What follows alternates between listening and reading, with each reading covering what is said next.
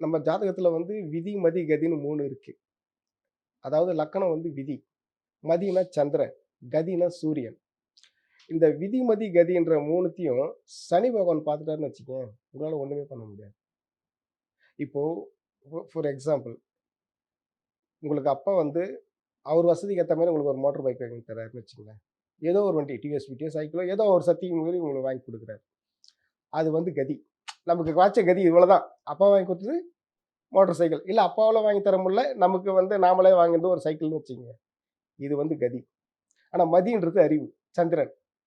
அந்த பைக்கையும், அந்த சைக்கிளையும் நீங்க ரோட்ல ஓட்டணும்னு ஒரு அறிவு வேணும்ல. அது எப்படி பெடல் மிதிக்கணும்? அது எங்க பல் அடிக்கணும்?